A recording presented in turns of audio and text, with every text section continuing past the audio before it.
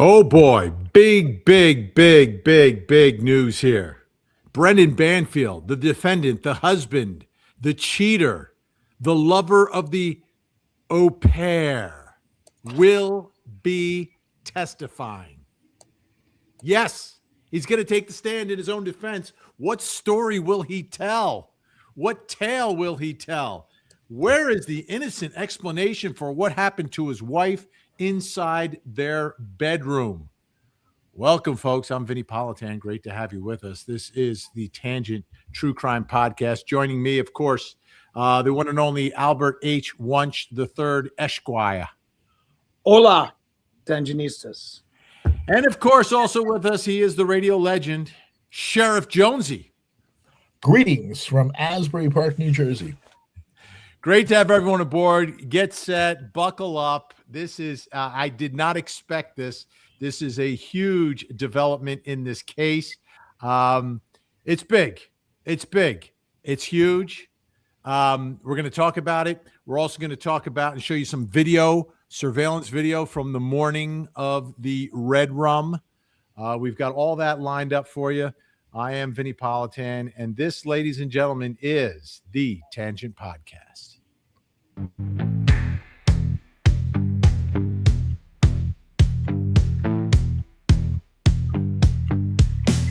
Vinnie and the Tangents, True Crime Podcast. Vinnie has the blue eyes, out cracks the jokes. Jonesy stays behind his shades, entertaining all the folks. It's Vinnie and the Tangents, True Crime Podcast. Load up all your comments, hit those super chats. Let's go smash that like button, so we can all have a blast. Vinnie, Alan, Jonesy on the job. They're the Sugar Hill gang of true crime. They're telling stories of days gone by. They take crime and turn into a good old time. It's Vinnie and the Tangents, True Crime Podcast. Here we go. The sound of Friday. It's been a while. We had to miss last week. We had the holiday weekend. I was away. Everyone getting ready to hunker down with the snow and the ice coming everywhere. We're getting it down here in Georgia. Really? Wow. Huge ice storm coming through. Nobody's going anywhere. Yeah, down here, when it snows or ices, you don't do anything until it melts. You just wait for it to melt. It is hilarious. It's hilarious to watch. Going to school in Washington, D.C., whenever there was like an inch of snow, the entire city panicked. And everybody, hunkered down into their bunkers and went out and bought everything they could possibly get for food and everything else. And just unbelievable. And I'm sitting there going like, there's not even an inch on the ground. Why are we doing this? I can't even imagine what's going on in Georgia. Yeah, well, I couldn't buy salt. I wanted to get salt. It's an ice storm. I'm going to need salt for my front stoop, right? So Zuko can go out and take care of business. And I had to order it from Amazon. All the Home Depots sold out. What little supply they have is gone. So I had to go to Amazon, and within a day and a half, I got it. So I'm ready. I'm ready for this. The gas tank filled up just in case we have to charge devices if we lose power. You don't have to worry about the fridge going out because you just put all the stuff outside. You're good to go. Very true. Very true. I've got a gas grill. So I can cook. A gas stove, so I'll be able to cook. And I've got a gas fireplace, so I don't have to chop down any trees. Just got to light the pilot. So we're set. But you realize, of course, that you're probably not going to need any of those provisions. I don't know, Jonesy. Down here in Georgia, let me tell you what happens. Like, well, the power grid should be similar to ours. No, but it's an ice storm. You get 3 inches of ice. What happens? What happens? Trees go down. What happens when trees go down? Down goes the power line. Down goes the power line. And then the crews have to come out to fix them, but there's nobody to plow the streets. Yep. It's a catch-22. Is that a catch-22? It's sort of a catch-22. Yes, I think that works. All right.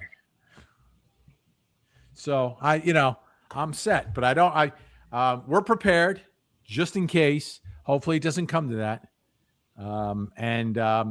Zuko has his little whiskey thing in case he has to go save somebody in the snow. Well, that's good. Nice to know that Zuko he's couldn't got have a some- very big whiskey thing, No, just one shot. You get one shot. That's it. right? That's it. Okay. That'll keep you going. Yeah. So the big breaking news, I want to play it for everybody. If you missed it, it kind of snuck in a little bit under the radar this morning. Let me put this on the screen. Yes. So if we're giving a heat of passion definition, that's a second. And again, Judge, depends upon whether or not the defendant testifies. There would be a replacement for malice that does not include heat of passion. Is the defendant going to testify, Mr. Kara? Yes. Yeah, excuse me? Yes. He is going to testify. Okay, then presumably depending upon. Did you hear in the courtroom the there was like a but the courtroom's a little empty because there was no testimony. This was during the charging conference. So there's only a few people in the courtroom, but whoever's there, I'll play that again. Listen closely. You'll hear the For malice that does not include heat of passion. Is the defendant going to testify, Mr. Kara? Yes. Yeah, excuse me? Yes. He is going to testify. Okay, then presumably depending upon what he says, this Okay, would so stand. so you don't have objection. How shocking is this? It is very shocking. It's a high risk move. But there's a high reward that could possibly happen with regards to same. I would tell you, Vin, that the defense has done an excellent job in this case. They really have done a very, very good job about destroying timelines, about the bungling that was the investigation on this case. They really and the fact that like all these police officers that were involved with this are no longer in homicide. They've been moved around to different places because they wouldn't. There were two theories of who was on the fetish website. Was it Christine, the wife, nurse, mother, or was it a catfishing situation involving the au pair and Brendan Banfield? And there was a split with the investigators. And the one group that said it was catfishing told the other guys, you need to get on board with our theory. And those who didn't were off the case. Right, which is a huge problem because that's not the way an investigation is supposed to go. Investigations are not based on theories, they're based on evidence. And I thought that was well brought out by one of the police, or the female police officer that had testified. That, wait a minute, you're telling me I'm confined to two theories on this. No, I'm confined to the evidence, and then from the evidence, I can develop a theory. And that's the way an investigation is supposed to be. So the attacking of the investigation that was done and done very well by the defense really put some chinks in the armor on this. And I think that's why I'm even more surprised that he's going to take the stand, because I thought they did a pretty good job. And I thought that his expert that came in with regards to the computers that was testifying earlier today, did a nice job also about, the fact that there didn't seem to be any odd usage on the internet or this, that, the other thing. There's not a lot of space between things. And that, that picture of her in the bathing suit, that was a selfie. All of those things are just now starting to attack the timeline, starting to attack who was on that website. And that is a doubt. And that's what you need. But here's my thing with, and I get it. It's not about the truth. It's about doubt. But if he has time to diddle his au pair while his wife is home, he certainly has time to get onto her phone. Now, I don't know what was going on inside that house. If Christine worked long hours and worked, she's a nurse, so she may work some crazy hours. So maybe there's times when they're awake and she's sleeping, and they just close the door and they go down to the basement and they do what they're going to. I mean, that's crazy. But they said that they were doing it. They were doing it in the house while she was home. So to me, it's not a stretch to say that they could get control of a computer or her devices while she was home too. Because my guess is nurse, crazy long hours, long shifts, really tired. goes to sleep, which is why they had to hire an au pair to begin with, because probably their schedules were such that it was difficult. It was difficult to watch and care for their daughter with their aggressive work schedules.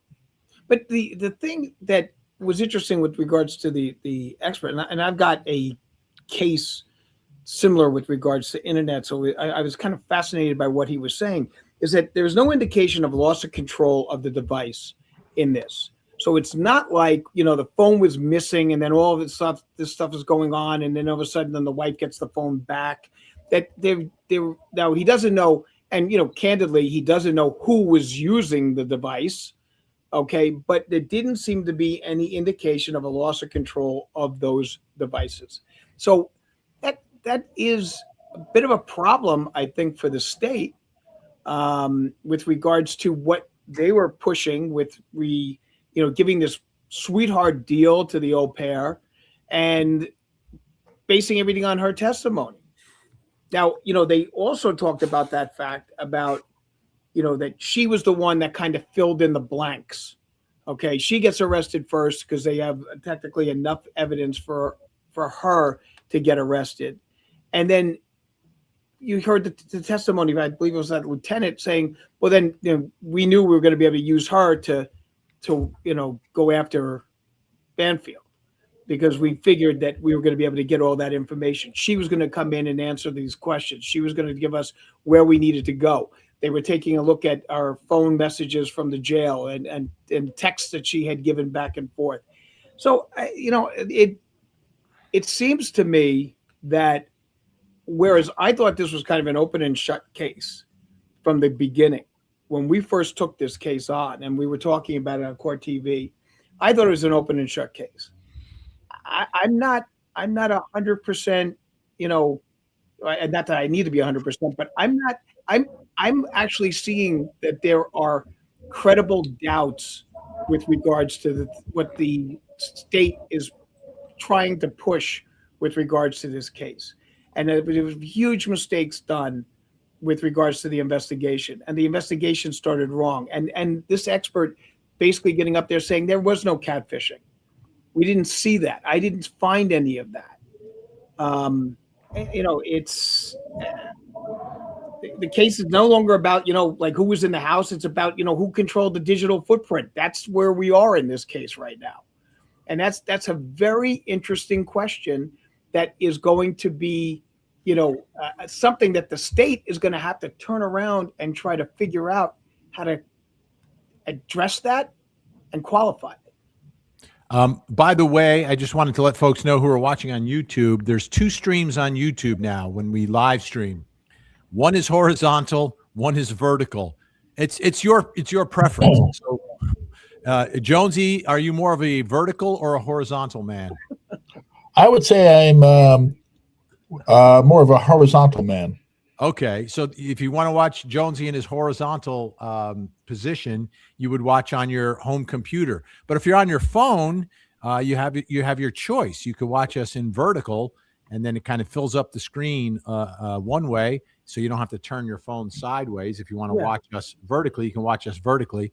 It's your choice. I think there's a couple chats going on in each one. I get all of the chat in one place that kind of rolls through. See, the horizontal to me is more like TV, which is how I grew up watching it, not on a computer, but before computers there was the television. Right, but the old TV was the old 4x3. We're now 9x16, Jonesy. Whole new world. 9x16, my stars. Yeah, or 16x9, depending upon which way you want to go first. How big is your living room TV? No, but the dimensions, Jonesy. Well, I'm asking you what are the dimensions of your? I bet I have the smallest TV. I guarantee you Al has the largest, but I think we are 70 in the living room. Whoa. Yeah, I'm at that for the living room also. 70 and I have 70 here in the studio. So if I look above my computer screen, I got the 70 here as well. It's great because I'm kind of far away from it, and I can watch the ball games. Watch the ball games. I thought that the switch on whether it was vertical or horizontal was whether you were watching it. I thought the court TV feed was always vertical as opposed to No, it's a new feature. I think through our third party software that combines Facebook and everything else gives you this. So I don't know. I think it's just on YouTube. I don't think it shows up vertically on Facebook. See, I'm so clueless. I thought the computer did it for you, like, or the phone did it for you. If you're watching on a phone, you want to watch like this, Right. Well, you can't see it, but you know what I mean. Otherwise, like that.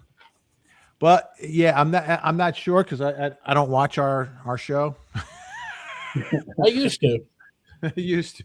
No, but if you I answer the comments and I respond Right. to people. So, but I'm gonna take a look at that. I'm gonna see if you have a choice on your phone or not. But I think there's a little bit of confusion here. By the way, people were commenting on the word diddle. Yeah, when you use the word diddle, actually, I'm not sure of the exact definition. I thought it was a specific act, whereas when you used it, I thought it was a little bit more broad in its definition. So perhaps I'm wrong in that regard. It's a new word for me. no, it's an old word. In fact, there's a song in 1776. Okay, where John Diddly dee, diddly dum. no, he says, "Piddle, diddle, and resolve. Not one damn thing do we solve." Okay, Yeah, but I then think we're it just talking about rhymes, doesn't it? Continental Congress. John Adams sings that, and basically exasperated by the fact that everything that was going on, nothing was getting done. So it's Well, who was John Adams diddling? But he was accusing the other members of the Continental Congress of piddling and diddling. Well, Okay. an entirely different meaning than in this forum. Yeah, but Kim is talking about Diddy. Diddy's a diddler. No, he's Actually, also an Earl man. Actually, he's got not. off. He just likes to watch it. Yeah, he got off on diddling. That's right. Hey, that's a pretty good one, right? I didn't even mean it. All right. So here's the problem that I see in this case for Brendan Banfield. I in my mind have not one innocent explanation for the way things went down. For him, no innocent explanation for the way things went down. And I begin with trying to point the finger at Joseph Ryan, right? Because he's committed to saying Joseph Ryan is the one who took out his wife, Christine, because that's what he says on the 911 call. He says the man was stabbing her. So he cannot now turn around and say it was the au pair. Plus, that makes no sense. If the au pair is taking out his wife in front of him, he's a law enforcement officer. He could have taken her out. He could have arrested her. He could have told investigators who did it, but he didn't. So he never implicated her. So to me, he can't go there. Joseph Ryan, in the text messages back and forth with either Christine or the person pretending to be Christine, was very concerned about keeping things safe. Right. Like, this is like dangerous fet play. And you know how dangerous it can get, Jonesy. Fet play? Yes. What fet play? What is fet play? Well, they were on a website called Fetish. Fet Life. Fet is short for fetish. So Oh, for okay. people who, just want to do things a little differently or a lot Can't we differently. just say fetish? Yeah, but they were on Fet Life, so I've shortened it. So he, in these communications with Anastasia, who's either Christine pretending to be Anastasia or Brendan and the au pair pretending to be Christine, pretending to be Anastasia. In these communications back and forth, the issue of safety came up. And Joseph Ryan was like, listen, if you resist too much, because it was supposed to be like a BDSM intruder essay kind of role-playing thing taking place. If you fight me too much, I am just going to stop. Right? So he was concerned about boundaries for this very aggressive morning rendezvous. So how do you get from that to he is now a psychopathic killer, which is what he'd have to say? You're right. And what was interesting was that when they had been, I guess, auditioning other people that they were looking, to do this, one of the problems, as mentioned by the au pair, was the fact that a lot of them wanted to meet up first and like at a coffee place or at a public place, so that this way here they could get an assessment as to what was going on, the parameters, obviously safe words, these types of things that are used in that type of, fetish industry. And they were quick to get rid of those people because they were obviously not going to be able to have a opportunity for the wife to meet up with these guys. So, you're right. That is going to be one. That is why I'm very surprised he's taking the stand. I don't know why that is going to, I just think it's a. Do you think it's a ruse? Is it a legal ruse by the defense? Well, they have the right to say no, to change his mind. But I don't know why you would do that. I don't know why you would do that. I don't know. Is there any strategery to it? Do you, let me play this out for you, Al. Here's the way I was thinking about it. So you tell the court, the judge, and the prosecution that the defendant's going to testify. You stretch the testimony to the end of the day so that moment doesn't come. Now comes this long weekend, right? Because of the snow. They may not have court Monday. They may not have it Tuesday. Who knows? And then they come back, and then you say, defense rests.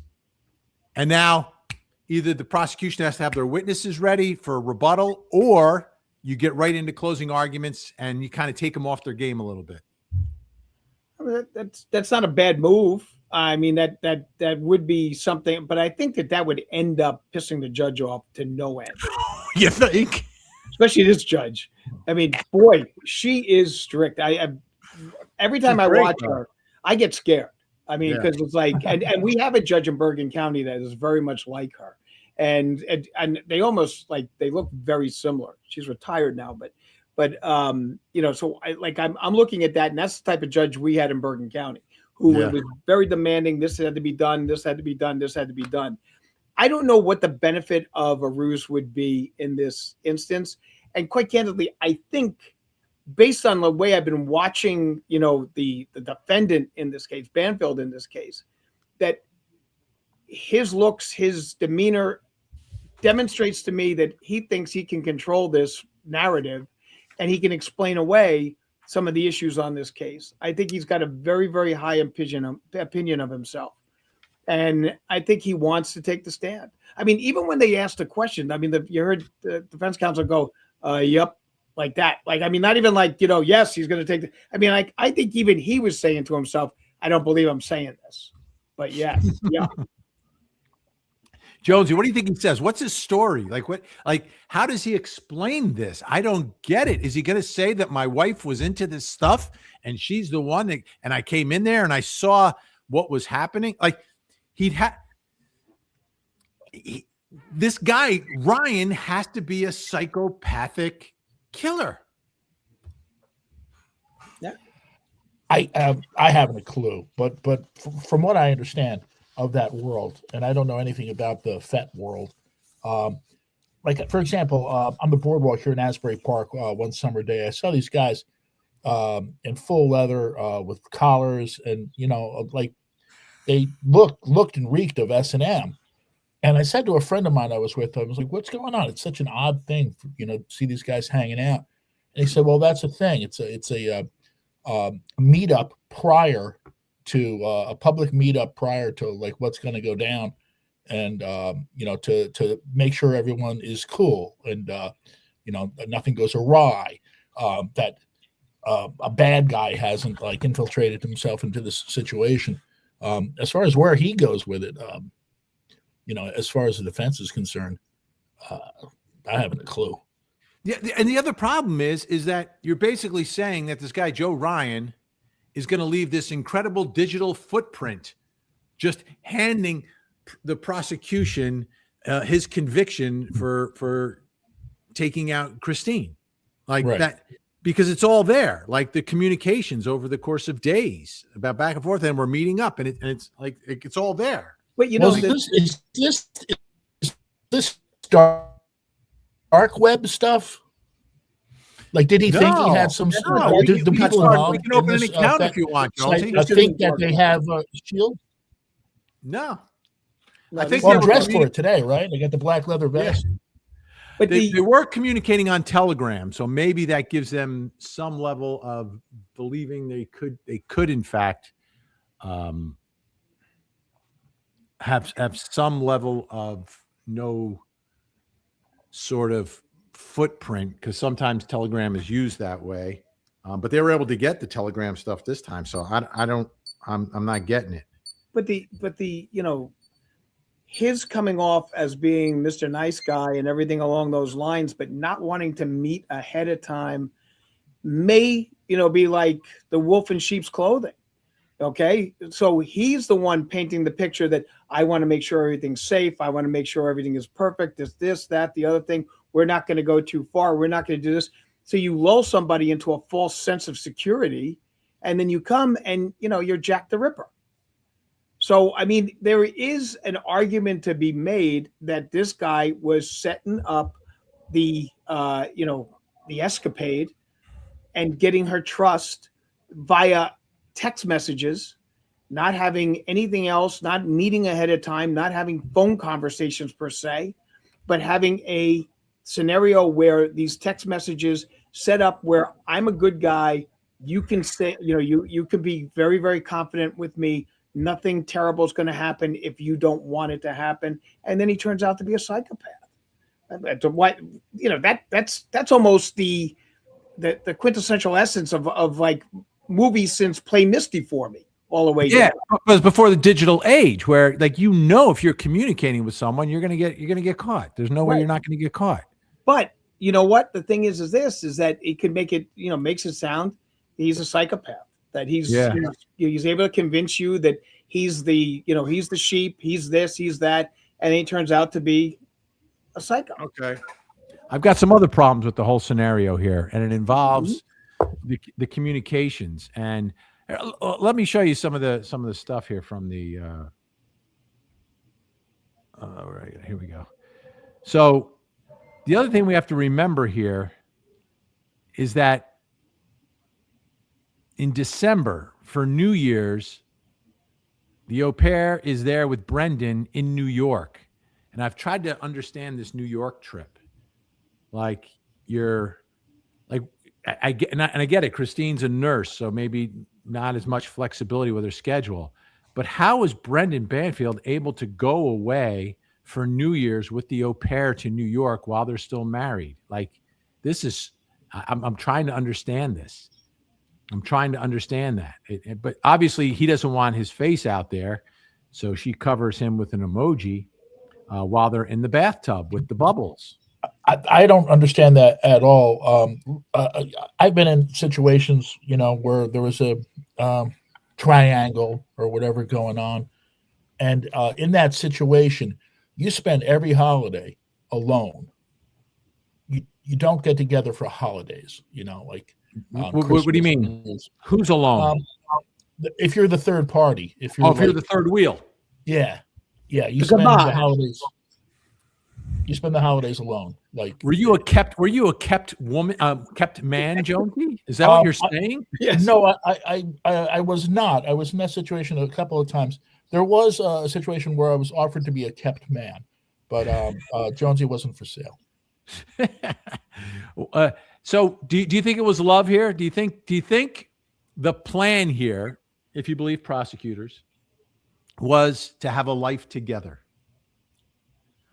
Wow. Or was he using her as a way to get out of a marriage he didn't want to be in anymore? Or was she just along for the ride? I don't get it, because like right after the murder, she moves into the master bedroom. Right. and they have the pictures up, and then there's that conversation between her and the daughter, calling her mommy, and can I call you mommy now? Do you want to marry my daddy? And oh, I wish. But all right, the New York trip. Explain it this way. She's got her lifestyle with these fetishes that I could not appreciate, nor did I want to participate in. I ended up hooking up with the au pair, and she condoned it because I let her do what she likes to get herself off on.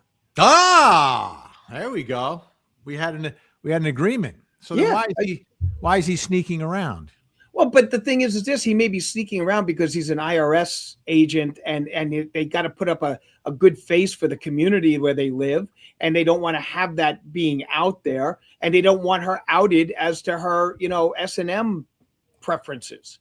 Okay, that very easily could be that situation that we keep our private life private, and there is certainly enough with swingers and this, that, the other thing. They keep that very, very low key, especially in the communities where they live, and especially with his profession, and especially with her profession.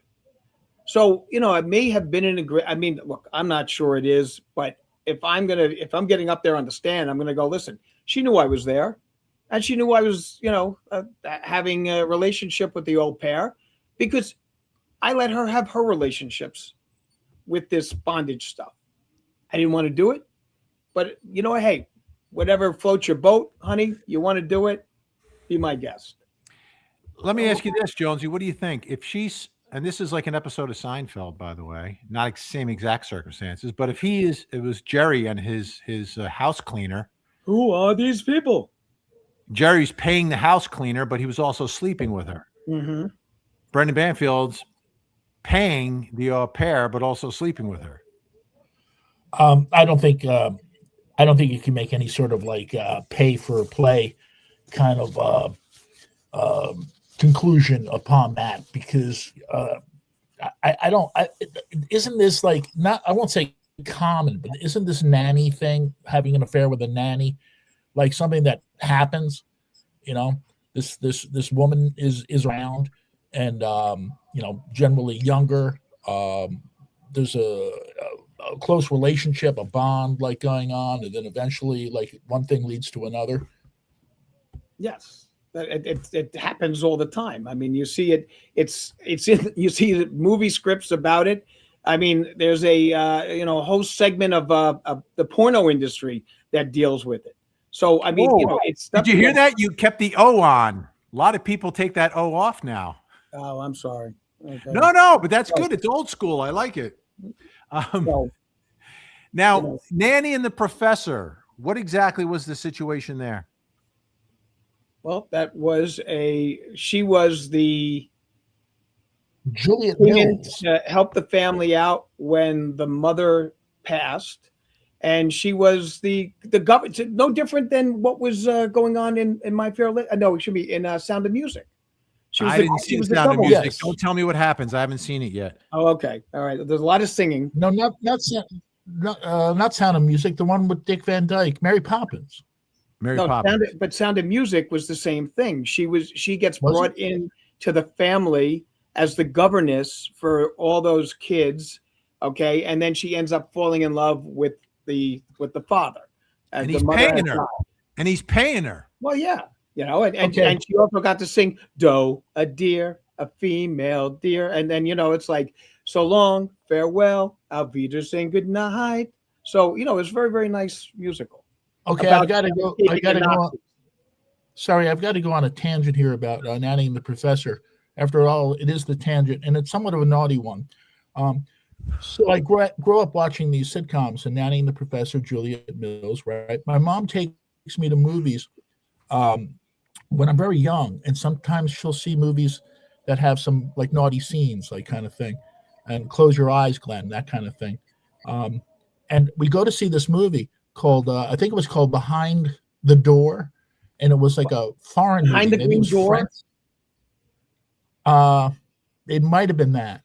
But it starts off with a satanic ritual with the fire and people in the red cloaks, and a woman tied, completely naked, arms extended, legs extended, completely frontal nudity, and it was portrayed by Juliet Mills.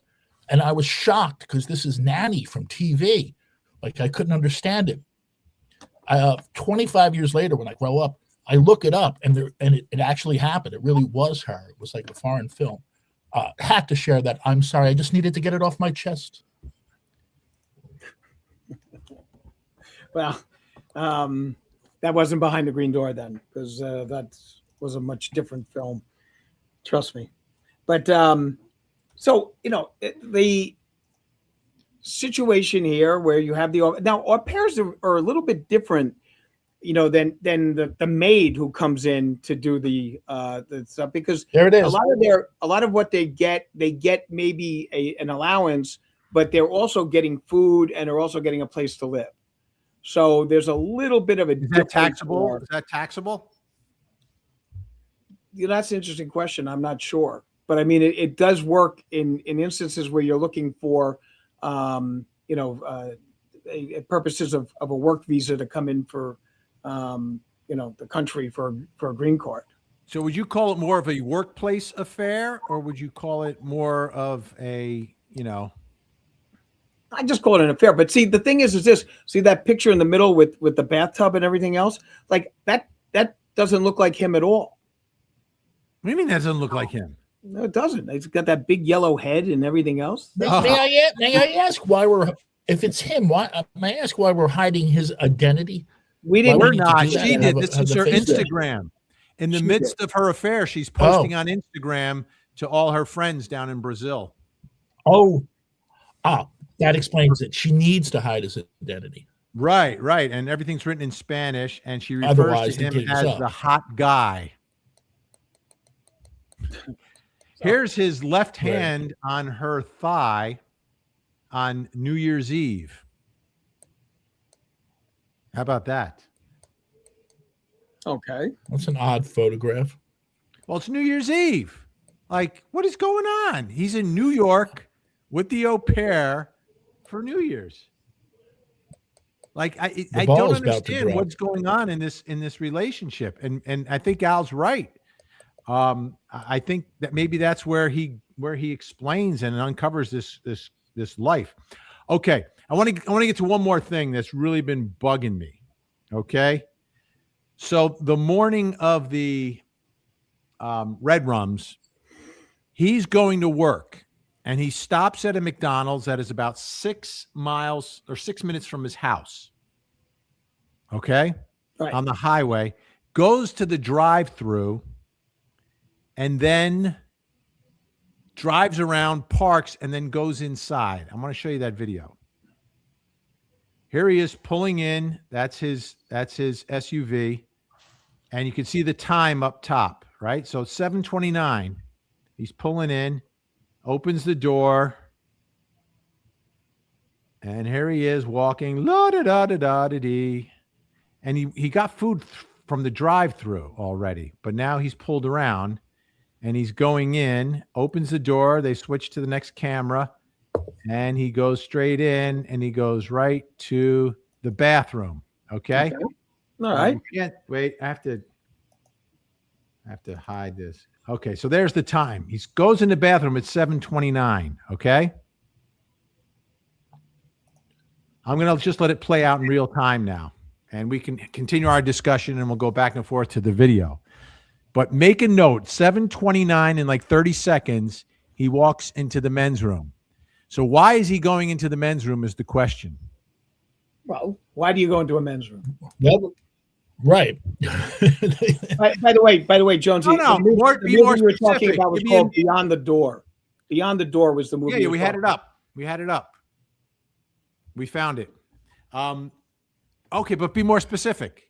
He's not going to wash his hands. Right. I believe that's what I said. And Vinnie showed the graphic from.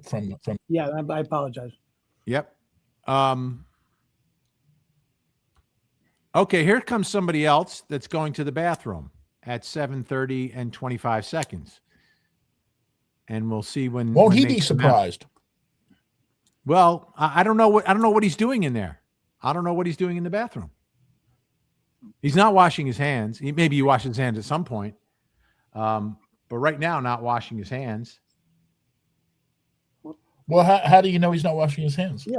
How do you know he's not in a stall? How long does it take you to wash your hands? Well, but if I'm in a stall and I'm Oh, wait, then you're not washing your hands. if You're in I'm the on stall. the throne, I'm sitting there. Okay, so he's sitting there. Okay. So now this becomes a coincidence, right? Because the only way he is able to get back to the house so quickly is because he just happened to have to go at McDonald's. Here's my question, my true question. Oh, the door's open. Who is it? Oh, it's not him. It's the guy that went in after him.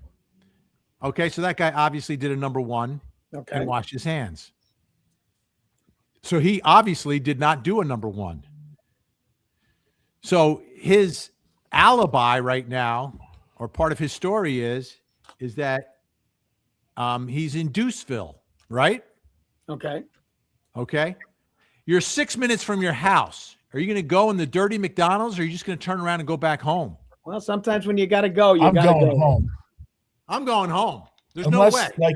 unless if it's a dire emergency Yeah. and you just can't get, Did you do see it him to get walking in? home. That was Otherwise, no, that was, yeah, you're right. I mean, That wasn't an you go emergency home. walk. You go home. that was a casual stroll. This dude is killing time right now, waiting for the call from the au pair. Like, you're 6 minutes from home. You're in your car. You're going to drive back to McDonald's to do this? Well, he was. Or are you going at to the- drive home to do it? Come on, come on.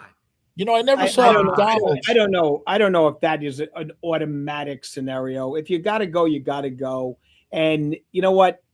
His situation was he bought the food there, and then he gets out to go in. I mean, he could have. He didn't even have time to take a bite. Wait a minute, but he could have been sitting in his car eating the food there. No, she's got to go. She's got to go. You saw that walk? Yeah, she's That's got to someone go. who's got to go. Oh man, she's got to go. This is another part of the story that makes no sense to me. It doesn't make sense to me. Come on, you're going to go, like, nothing against McDonald's, but like if I'm 20 minutes from home, or if I'm 20 minutes away, I may drive another 10 minutes to get to the office. Are you really pulling off on the side of a highway to go to the McDonald's? I don't think that is that bizarre. I really don't. I don't think. I mean, if the prosecution is holding on to that one, I think that they're really grasping straws, because conceivably, if you have to go, and you know what, to go back to the house can be more of a pain in the ass than anything. Then you got to say goodbye to everybody again. You got to do this. You got to do that. Bada bum, bada bing, bada. You're right there. Go. Okay. And you know what? And you go in and you bring your phone and you do your emails or whatever the fuck goes on. Pardon my language. I'm sorry. Oh. But you do your emails. You do this. You do that. I mean, I don't. That's bring a my phone. first. I don't bring my phone into the stall when I go to the bathroom. I don't believe in that. I think it's horrible. But I do bring reading material. Yeah, I concur. But you so what would you do if you were at McDonald's and you had to go? What would you do with the phone? You leave it in the car? I put it in my pocket. Oh, in your pocket. Okay. Yeah, I put it in my pocket. I would put it in my pocket or my jacket or whatever the situation was. But I'm not going to be going. I'm not bringing the phone out, and I'm not going to be sitting there doing things with my phone while I'm sitting on the throne in McDonald's. It's 7:34. Like, this is what's going on right now. Is this a little bit long? Let me tell you, at my office, no. Wait. If he had to go that bad, why is he in there that long? It's not like it's a casual trip. Look, like everybody's different. Everybody's different, but I personally am. I am in and out. There's no time for reading. It's just bang bang. I'm gone. She's out. Look at that. She was able to get in there and get out. He's still in there. What's going on in there? Come on, Al. But we're coming up. No buts about it. The only butt is his butt. He's at 5 minutes now, right? He's at 7:34. 5 minutes.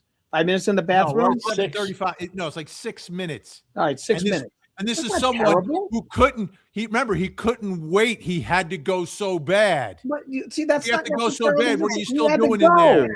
He had to go, and he didn't want to be uncomfortable. We had traffic or whatever. You know, you take Right, that. but when you got to go, you got to go. You just go. You go and then you leave. Okay, here's a question. If you're going to go in this direction with this, here's a question. Why would you need to hide yourself in the bathroom? Is it because, there are cameras everywhere? Why couldn't you just, sit in the car and What eat? else is he going to be doing? What else? How else is he going to kill time? Just sitting in his car, Eating his his meal, eating his food. Could have very easily done that. He could have set it up on that table right there and eaten his food. That is an odd table for a McDonald's.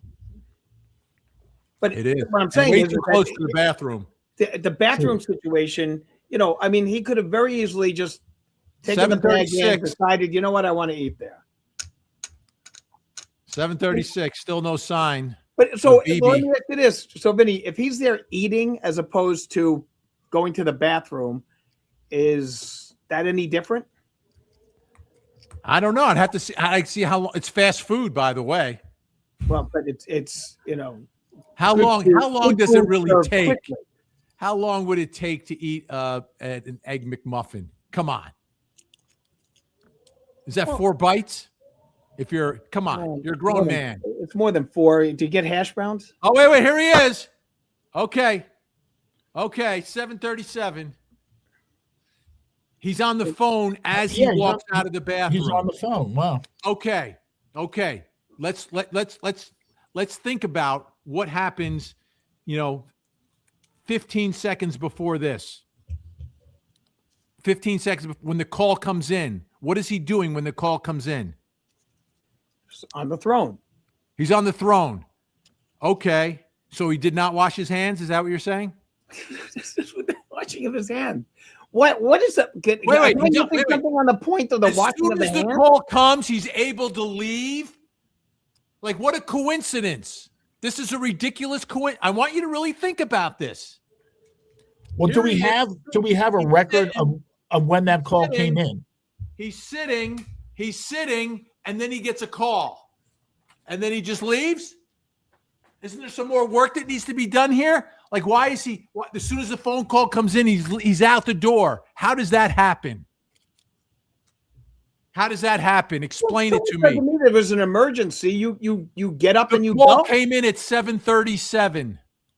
Okay. And what time is that now? Is what, 7:38 we're at looking It's at? 7:37 and 14 seconds. Okay.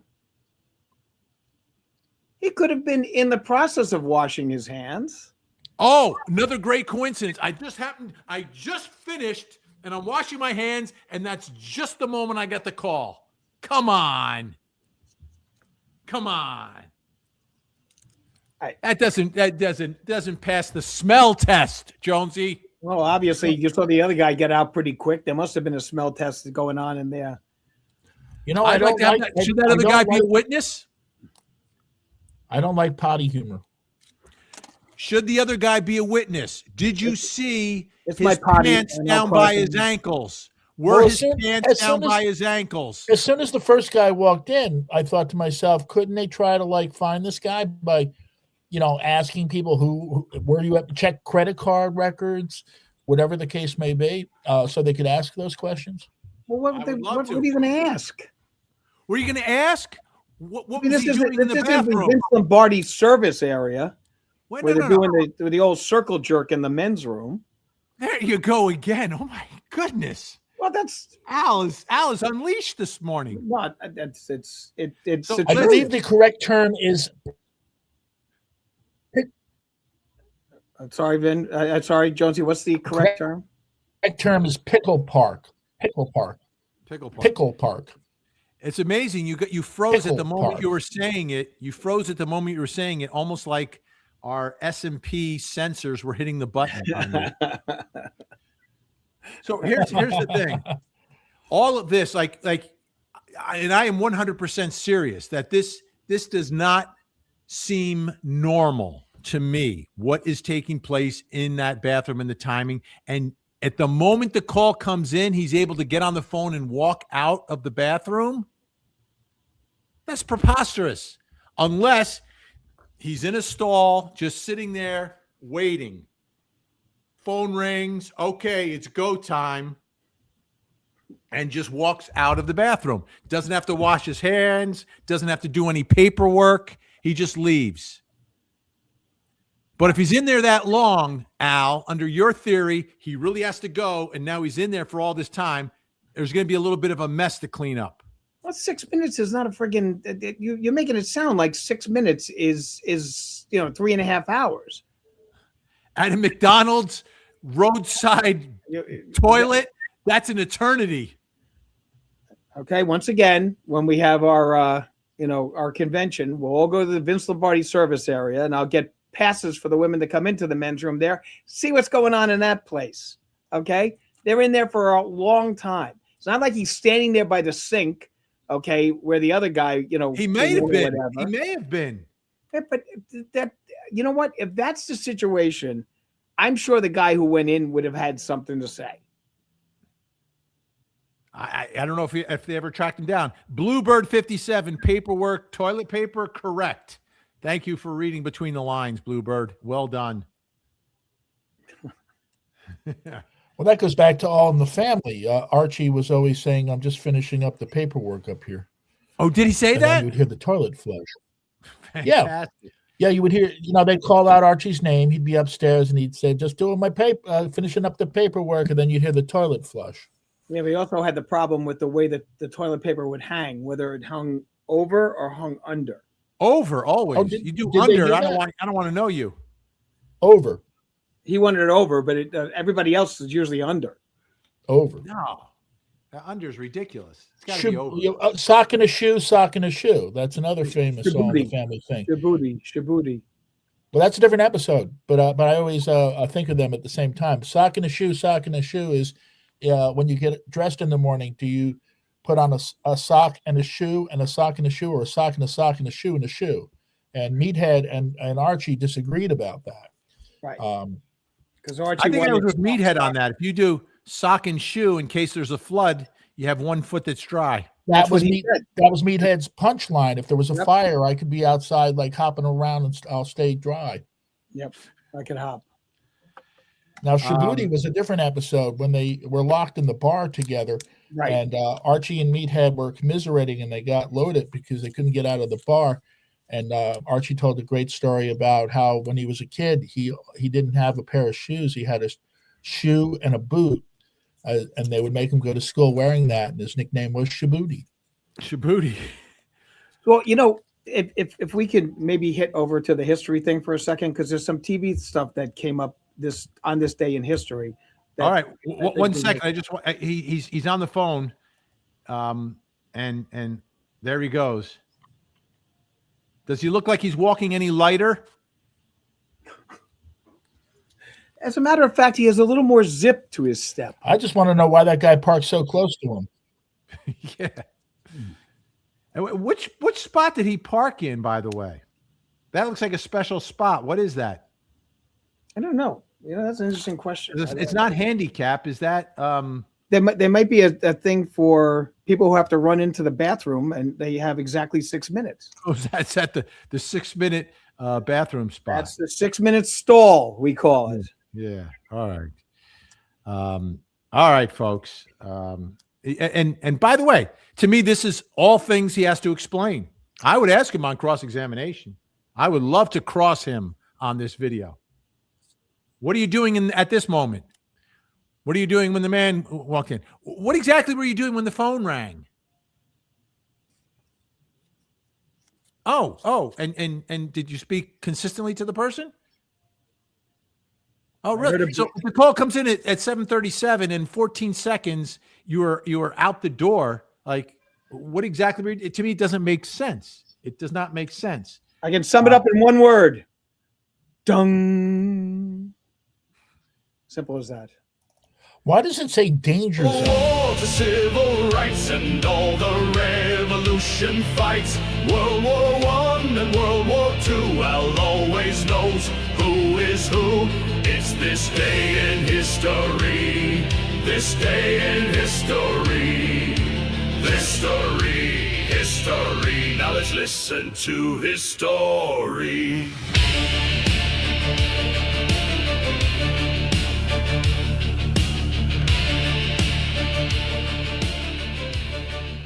January 23rd.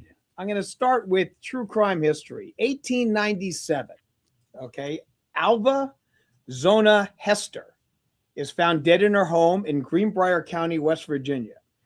Her death was originally deemed to be natural causes, but her mother went to the prosecutors soon thereafter and said that her daughter's ghost appeared to her and said she was red-rummed by her husband who broke her neck. The prosecutor exhumed the body, and it did find that the neck was broken. The husband was tried and convicted. So it is the only case in the history of American jurisprudence where a ghost testified for the purposes of a murder, because that testimony came out through the mother during the cross-examination by the defense. And then on this day in 2020, in a matter that Vinnie and I were involved with, Annabella Sciarra testifies against Harvey Weinstein about being essayed 25 years ago on the stand. And Court TV was in New York covering that at the time. So that was on that for true crime. Rev War, 1775. British troops land in Marshfield, Massachusetts to provide protection for the loyalists who are facing problems with the Patriots. And in history, 1957, Whammo acquires the rights to the Pluto platter. It's a plastic flying disc, and they rename it Frisbee as a nod to the Frisbee Pie Company, whose tins were tossed by Yale students in the 30s. 1962, British intelligence officer Kim Philby defects to the USSR. He was a member of the Cambridge Pride, as a responsibility for having the execution of a number of double agents and agents that were working in the Soviet Union. 1968, spy ship USS Pueblo and 83 men on the crew are seized by the North Koreans in the Sea of Japan. Lloyd Bucher, who was the captain of the ship, was tortured, was put through a mock execution, and then was told his men would be executed in front of him if he didn't sign a confession.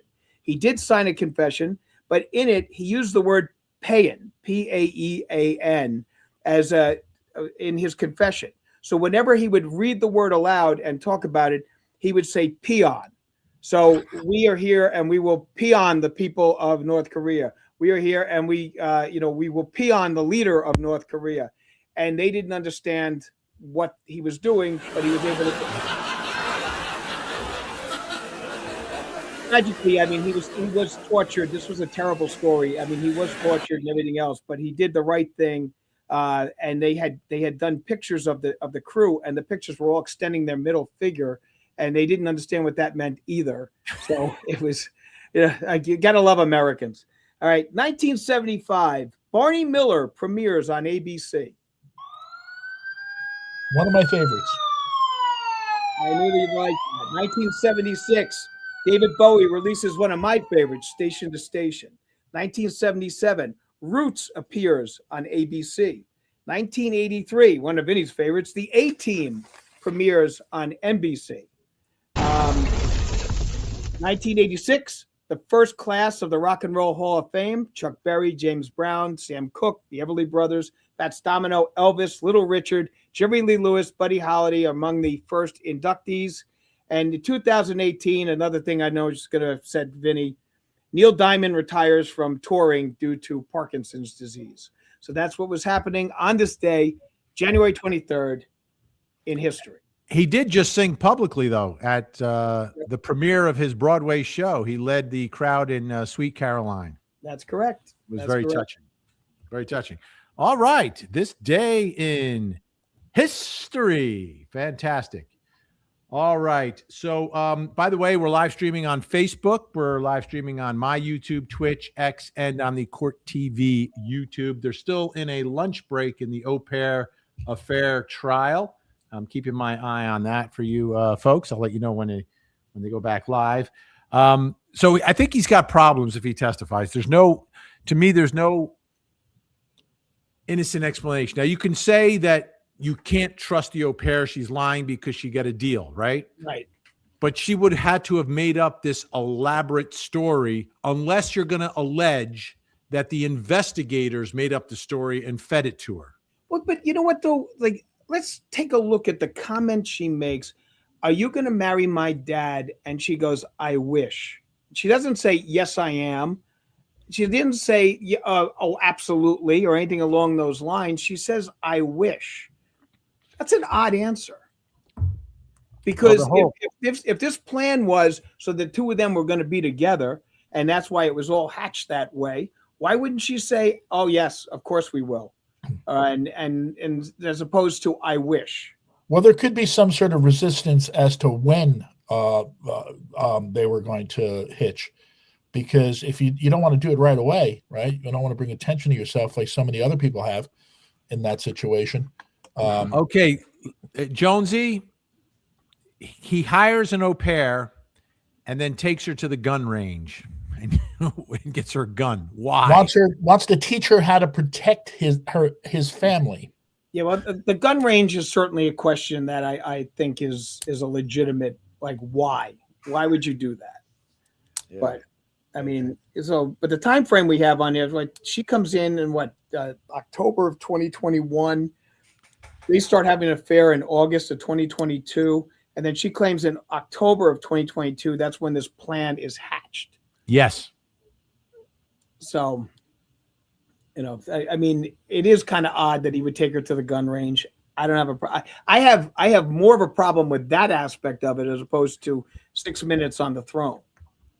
Well, the 6 minutes on the throne, like that's, to me, that is not, the smoking a gun, so to speak, but it's just another thing that does not, to me, that video of the McDonald's fits the prosecution story, does not fit whatever story Brendan Banfield is going to try to sell to this jury. It could, because it's none of it, all of it defies logic. It just defies logic to me. I mean, I think the defense, though, has shown some very there's some real problems. Right. Like kicking police officers off because they don't agree with a theory. And that's the whole problem. Coming in with a theory as opposed to coming in with facts. No. You don't start with the theory. The facts led investigators to two competing theories. They didn't have the theory and then shoved it in there. That's not what the cop testified to, though, Vinny. She said that she was told that this was the theory. These were the theories we were working with. It was either A or B. And she's like, wait a minute. I'm still calling through the facts, and I want the facts to be, this guy, show me where we're going. We don't have the theory. I mean, that's like, you've got the end of the book. Now you just have to write the beginning. And that's not how investigations go. So, I mean, you've got to start the facts, then come to the end and to the conclusion. And the catfishing thing, I'm telling you that their expert, the defense's expert on the catfishing, is going to be a problem for the state to overcome. By the way, I don't know if you saw the other night of my show, I had Mr. Catfish on from MTV, Neve, the man who coined the phrase and had the show for 12 years, I guess. And I talked to him about catfishing in 2026, right? Because how can anyone be catfished? We all have FaceTime, et cetera, and ways to communicate where you can see the other person. Like back in the old days, it was all texting. So you didn't know, is it a man? Is it a woman? Who is it? They could send you a picture, but is it really them? Now we have video chat. So how on earth can anyone be catfished? And what he said is it's going to get worse than ever with AI. Yeah. Amen. Because you're going to be able to get onto a video chat with someone and look like someone else and sound like someone else. Yeah, that's crazy to me. That is crazy to me. But it's going to happen. I know it's going to happen. The technology is like 2/3 of the way there already. It's already happened.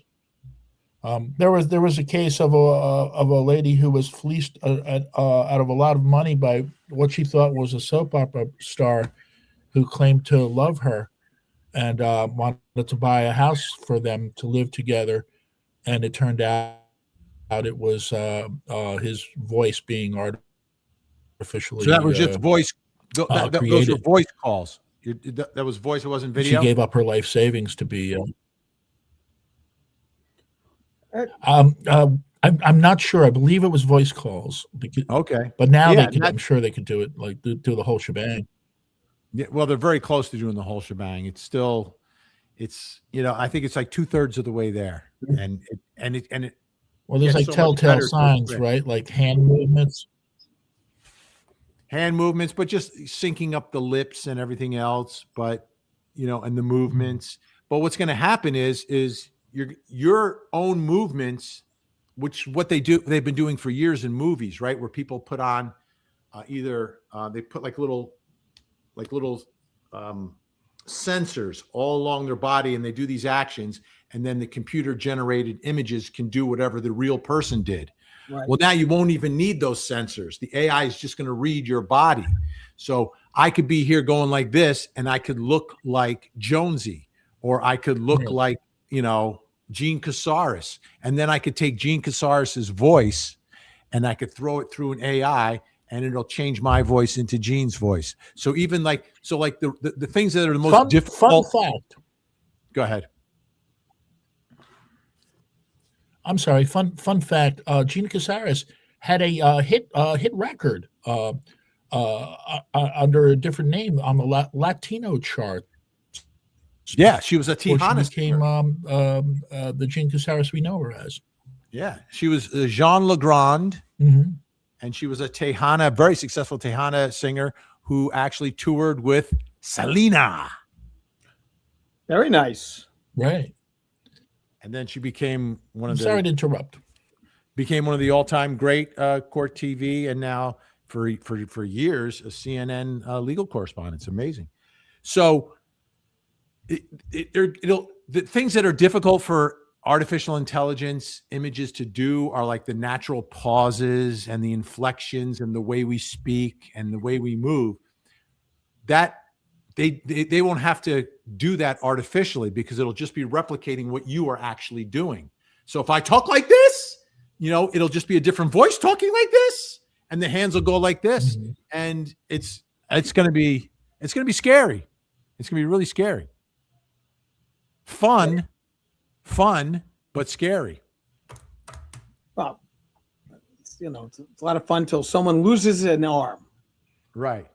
But I mean, Gen X, nobody wants to be turned into a cyber beggar or scammer online. Gen X, of course, one member of our legendary Mod Squad.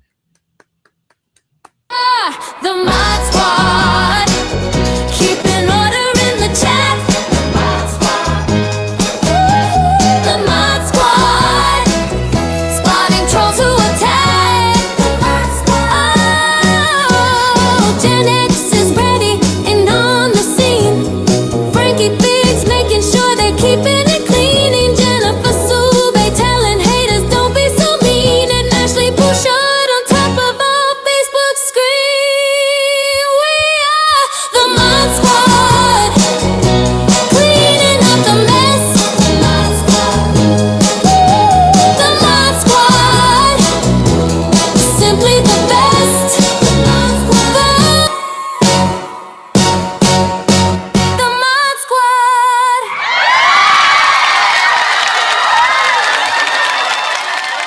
Bravo, bravo, bravo, bravo. All right. Bravissimo.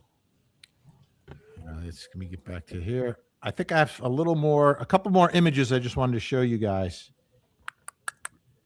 Let's go over here, and we'll go over here, and I'll fast forward this over here. So here is the scene, and you can see the knife, all of this, the blood evidence, very significant in this case. It's a big part of the prosecution case. They believe some of the blood spatter, the stains, the patterns demonstrate a scene that was altered. The defense arguing it's junk science, that it's, in its interpretation, it's art, it's not really science. I'm just curious, Al, about your thoughts about where we are today. I know at one point blood spatter was like oh yes, this is irrefutable. Right. But I know in the last, many number of years, and here's the actual red rum weapon that was used on Christine, that it has in fact come under a lot of scrutiny from the defense bar. It has, and it's something that has almost become a voodoo science. And the blood spatter aspect of this case is one of those things where they were saying, well, they were dripping it and this, that. I mean, it didn't really make sense the way that their argument was.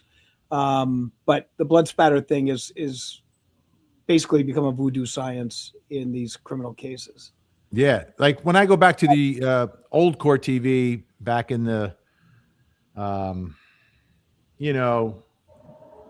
just after the turn of the century, blood spatter was very specific. It was a big part of so many cases, and it was Phil Spector. Yeah, and you're talking about high impact, medium velocity impact, cast off stains. Was the blood pattern coming from a weapon that was in blood and then pulled back and then gone forward? Like you said, was it dripping? Was it someone who was walking, who was bleeding and dropping blood? Was it blood from high velocity impact, like perhaps a bullet, or someone getting bashed with an object? And it was a big part of a lot of cases. It isn't anymore. This case it is, though. This case, the prosecution is leaning on it very heavily, and I'll be interested to see how the jury reacts to it, because Al is 100% correct that it's come under a lot of scrutiny, especially since the staircase. Michael Peterson, North Carolina, he is a free man because the blood spatter expert in that case basically was making stuff up. And that was what we were finding in a lot of these blood. I mean, people now can call themselves experts and say anything. And that's what we were finding with regards to these so-called experts. They were just making stuff up that fit the pattern that they needed. They danced with the one who brought you, as the old expression. Yeah. Well, with the blood splatter, I really bought into the Phil Spector defense with the blood splatter because he was wearing a dinner jacket, a white dinner jacket, and I believe there was like one speck of blood in this horrific crime scene. And I really bought into that defense. But that may be on the other end of the realm, right? The lack of blood splatter. Right. The lack of blood. One other thing I wanted to show you, and these are, I believe, Brendan's clothes. I tried to match up the outfit here. I believe those are his clothes, or maybe these are Joseph Ryan's. I'm not sure. I don't think it's Ryan's, though, because I think Ryan was wearing a T-shirt. But again, to me, this is such a messy scene. There's so many moving parts, regardless of whose story you are trying to match the blood evidence to. I think it's difficult. I think it's really difficult because at a minimum, right, there's life-saving measures that are taken to try to save Christine. You've got the EMTs who come on the scene. You've got two players. You've got gunshots. You've got knife wounds. To me, it's a very complicated, convoluted, not a simple scene. And to me, that doesn't lend itself to tons of clarity. But I believe prosecutors are leaning on it heavily in this case. To me, the strongest evidence is the common sense stuff. I take what the au pair said, I apply some common sense, and I don't see any facts or any scenarios here that run against what she is saying, that contradicts what she is saying. I don't see anything that contradicts it. Everything to me is in sync with her story. So that's the way I'm looking at it right now.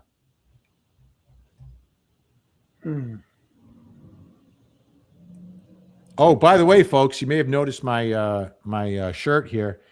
It's all part of the true crime merchandise that we have available and the Vinnie Originale True Crime merch shop. And a hoodie, a beach towel and a mug. A new design from Vinnie is better than a drug. True crime merch, you know he did it. True crime merch, mark the exhibit. True crime merch, we hate Casey. True crime merch from Vinnie Originale. Our tangent stuff is great.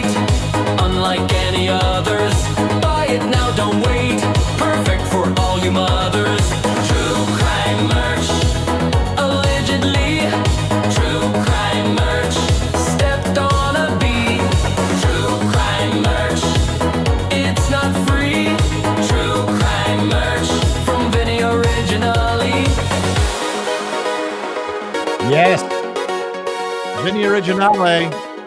The link will be in the chat for you. By the way, Common Sense Investigator, best merch ever. Thank you so much. Tonight, 7 o'clock on Common Sense Investigator YouTube channel. Live stream tonight at 7. Be sure to tune in, and we'll all be watching just before my show on Core TV. There you go. All right, gentlemen. It's about that time that we need to start wrapping this show up. Okay. All right. I got to get to my day job. I'm in my day job right now. Jonesy's silent. Yeah. No. Is he frozen? Jonesy. Is it frozen, Jonesy? It's frozen, I am Jonesy. semi-retired. Yay. He's semi-retired. All right. All right. All right, so Al, where can folks find Albert H. Wunsch III Esquire over this cold, snowy weekend? Interestingly enough, I'm going to be on with Vinnie at 9 o'clock tonight on Core TV. Then I'm on with Vinnie on Monday night at 8 o'clock on Core TV. And I'm just going to give you guys a little advanced thing. On February 18th, I'm going to be interviewing former presidential candidate Andrew Yang at the Ridgewood Y. And there's going to be a conversation about a new book that's coming out. So there's tickets, and feel free to come with questions and answers and everything else. It's got a fascinating book that's coming out that I will be talking about more as we get closer to that. Right? And go ahead. Hasta la vista, Argenjinistas. Ah, yes. But Andrew Yang, I'm trying to remember. There was some controversy about him. There was a couple of things about him. One of which was when he was running for mayor of New York during the COVID situation. He left the city and went to New Paltz, New York, with his family and stayed there rather than staying in the apartment in the city in Ground Zero. So that was one of the controversies with regards to him. He's also had some interesting things with regards to organizations that he has led. There was a group of that that was supposed to be making people that were vested in businesses and didn't really take off as well. Something similar to you've seen with some of these private schools that go out there that promise you the moon and then they're not able to deliver. But he was also being talked to about running with, at the time, Robert Kennedy Jr. as his vice president when Kennedy had his presidential nod. Yeah. So, but there was some I can't remember what it was. It wasn't politics. It was just something that he said that was like really quirky, and I can't remember what it was. Anyway, I wish I could remember. Well, you can shout the question into me, and I'll bring it up to him when I see him. I will. It was pretty funny. It was like it wasn't like it wasn't like it was, but it was very quirky. That's all I remember about it. Jonesy, where can folks find the radio legend? Well, I'll be DJing live at the Westchester County Center 1 week from tonight on January 30th for sumo wrestling. I am the guy high in the sky who plays the music to pump you up during the sumo competition. Westchester County Center, January 30th. Is the crowd there large? And when I mean large, not in numbers of people, but in size? Like, yeah, are there like other people who are like budding sumo wrestlers who show up to watch the pros? Not really. No, actually, they're smaller than most crowds that I deal with at my age. There are people that show up like wearing like these sumo suits, like they're oh yeah, the plastic like balloons, like I guess there's air inside to make them like the big guy suits. Yeah. My son did that one year for Halloween. Hilarious. I love it. All right, that's great. You can watch me every night, 8 to 9, closing arguments with Vinnie Politan, 9 to 10, Vinnie Politan Investigates. Tonight at 9, like we've been doing for a couple of weeks now, the Canero trial, the Canero brothers trial out of New Jersey. Al's going to help us out tonight. 8 o'clock, of course, the au pair affair case. And we've also got some news on the case out of Columbus, Ohio tonight. Michael McKee, the ex-husband slash vascular surgeon accused in that horrific double red rum. So that's it. There we go, folks. That'll do it for us. I gotta run. It's time to bust out of here. Can you say good night, Jonesy? Good night, Jonesy. Good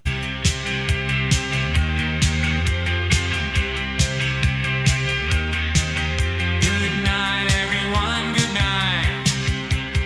Thank you for all your support. We are the Tangent True Crime Podcast.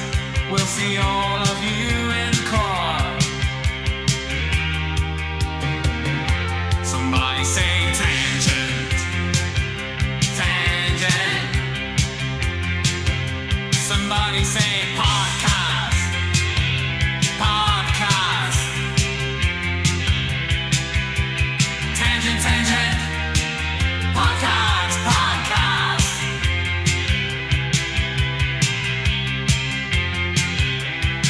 This is the Tangent Podcast. Good night, everyone. Good night. Thank you for all your support.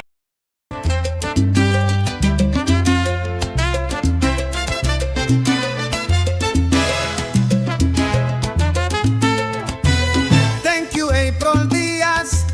Have a great day today. Thank you, April Diaz. We appreciate everything you say. We all know she's a great fan, and we know the kind words she has. We always love to hear from you.